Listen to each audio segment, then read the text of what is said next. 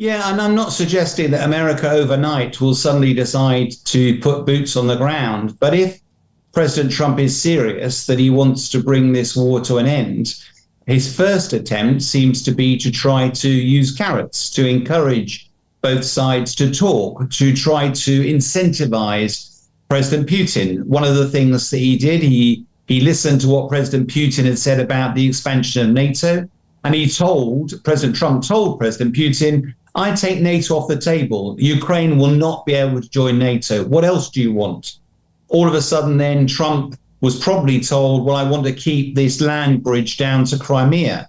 President Trump, it appears, has said, yep, Ukraine will have to cede territory. What else is it you want? All of which was, it seems, an effort to find a way of finding out what Putin would need to have on the table to bring the war to an end. What President Putin has failed to do is actually tell Trump what he needs. And I suspect, therefore, what Trump has, he claims he's the master of a deal. You can try being the nice guy, which is what he's tried to do so far. The next approach is to be the bad guy. If you're not going to do this the nice way, then I'm going to try a different approach. And one of those approaches that President Trump might consider is to get involved militarily, because he knows that Russia would have no answer to that. And therefore, that is something that President Putin will almost certainly be trying to avoid. Also, US Vice President J.D. Vance says that Russia is asking too much in negotiations over ceasefire deal in Ukraine. Do you feel that Trump's administration is starting to realize that Vladimir Putin is not really interested, is not ready to make any kind of compromise? Well, I think what's interesting is you talk about the Trump administration, but the previous models of the United States administration, you would have a president who was the titular head, but his think tank would be all his policy folks that would all sit around, debate, have different views, but would finally align around an agreed line on behalf of America. The model today seems very different. It feels like President Trump is simply making all the decisions, and his cabinet are waiting to hear what he says and then supporting it.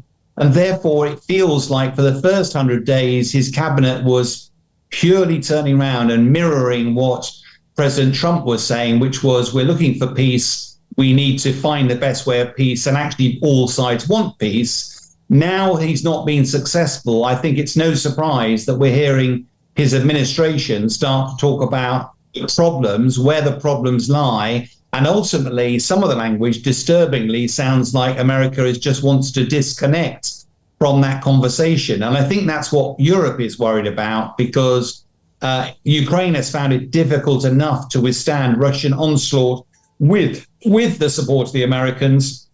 If the American support was to reduce or even to disappear altogether, that will be very difficult for Europe to step up and fill the gap. And that's why so many efforts are going on behind the scenes to try to maintain American commitment and support, which is why this minerals deal was so important as well.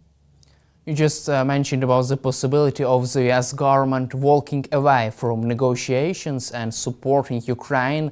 Would this be a good or bad option for Vladimir Putin? Because some military experts believe that if the US withdraws from negotiations, then Vladimir Putin will have even more problems, because in such case, Europe will lead negotiations with Russia and support for Ukraine, and Europe knows who is the aggressor in this war.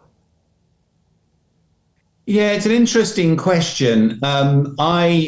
I am much more focused on the military side of this campaign and less on the politics side. I do appreciate that gives me a certain perspective on it. At the moment, in purely military terms, although America and Europe provide a similar amount of financial support to Ukraine, it's America's vast stockpiles of weapons and much more impressive defense industrial base that is generating by far and away more weapons support for Ukraine. And that's what your nation needs at the moment. My worry is, therefore, that if America walks away, that all of a sudden, in the near term, Europe will find it incredibly difficult to match the weapons supply that's currently coming from America. And that means, from a military perspective, Vladimir Putin's forces on the ground would have an easier time. It will be the time I'd be telling them, push and push harder. You could be right that diplomatically, politically, that Europe would be less easy to negotiate with for Vladimir Putin. But bluntly, he's only launched this military campaign to achieve military objectives. Until those are achieved, I don't see any reason for him actually negotiating. And for the time being, therefore, I'd fully expect Putin to keep pushing and actually breathe a sigh of relief if America starts to disengage. That will be the answer to Putin's prayers. And if Vladimir Putin decides to move forward with his war, but if he really wouldn't be able to reach all the military objectives, his military objectives, for a while, because it seems a little bit unrealistic for Russia to cross, for example, Dnipro River, capture the city of Kherson, the city of Zaporizhia. Vladimir Putin thinks that those cities are Russian but they are Ukrainian. If he cannot achieve his objectives for a while, for months, for years, would he seek a ceasefire deal? Will he agree with a ceasefire deal in the long-term perspective? Well, again, Daniel, my belief is, looking at history, is that the Russian forces today will not be able to cross the Dnipro River anytime soon. And therefore, they will need a period of rest. They will need to rebuild. They will need to replace their main battle tanks, their artillery shells. They will need to repair the wounded. They will need to create new supply lines. And they will need that. That will probably take a few years. But the worry here is that Russia has done it once. They have had an extremely difficult time. They probably expected to subjugate the whole of Ukraine within days back in February of 2022. But they will have learnt their lesson. They would come back stronger. The whole Russian defense industrial base is now on a war footing. And therefore, within a matter of a few years, Russia will be ready for this next big push. They would know how to get across the Dnipro River. And unless Ukraine was very well prepared, that would probably signify the start of the next phase of battle. So for me, what's key here is that Russia will eventually grind to a halt. For now, the challenge, of course, then is how on earth does Ukraine secure the security guarantees it needs to make sure that Russia cannot do that next push forward. And that won't be something that Ukraine can do alone. I suspect that is something that ideally NATO would have provided, but it looks unlikely that NATO will be the answer. So what are the elements of that security that needs to be in place, not just a signature on a bit of paper, but actual credible deterrence that will stop Russia from coming again in a few years' time? Let's also cover recent developments in the assassination campaign inside Russia. Recently, Russian General Yaroslav Moskalik has been killed in car bomb attack near Moscow. And last year, in December last year, another Russian general, Igor Kirillov, was killed in the bomb attack. How do you see the main consequences of this attack on Vladimir Putin's chain of command and his army? And how do you see the psychological consequences of this? Yes, I mean, when that assassination came through, it was big news. But it's not the first time that Russian generals have been attacked. Whilst it captured the news headlines, if you look at it from a strategic perspective, Russia has got lots of generals. This will not affect the war at all. I think what it does do is it's part of Ukraine's strategy to demonstrate that they can take the war to Russia. Russia isn't in complete control. What Russia is trying to do is to keep the war in Ukraine's boundaries so that Muscovites and those people in Russia can get on with their day-to-day lives and just listen to the news and hear tales of fancy of what's going on.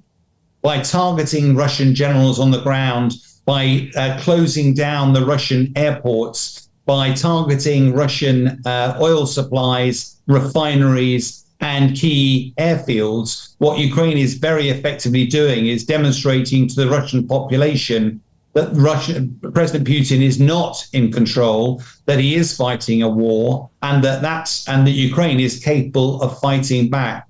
But I wouldn't want to read too much into the loss of one Russian general. It is of concern for Russian forces, but quite bluntly, in an autocratic regime, as in Russia, President Putin has a lot of disposable generals. He will not miss a beat just because he loses one or two to assassinations. Let's cover also, you just mentioned about Vladimir Putin. It's 25 years of Vladimir Putin's rule, and Russian propaganda channels have produced this big documentary about Vladimir Putin. He was showing journalists his flat in Kremlin. It's interesting that there weren't any kind of windows in his flat. Did you see this film, and what is your impression of this demonstration of Putin's main achievements? I deliberately didn't watch that, Daniel, because I am not the target audience for that film. The target audience was the domestic Russian audience. And I think what's telling is under normal times, Putin would never do that sort of documentary, that sort of film.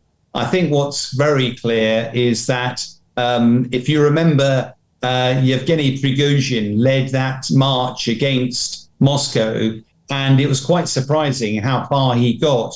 President Putin will be worried that as the death rate starts to rise, as more and more Russian soldiers go back home with bad injuries and tell the story about what's actually going on the front line, not what you're reading about, but what's actually going on, that does create a very different atmosphere in Russia. And the danger is Putin will believe that people will turn against him. So the more he can do to demonstrate that he is a long-term leader, that he's Mr. Security, that he cares for Russia, that he only has Russia's long-term interests at heart, and that he's painting this as an existential threat to the Russian way of life, this is all part of him trying to secure the support of his domestic audience. It's got nothing to do with what's actually going on and everything to do with trying to bolster President Putin's popularity back at home so that he doesn't suffer the end, as so many dictators before him suffer, a very ignominious and a very swift end. He's very keen to avoid that.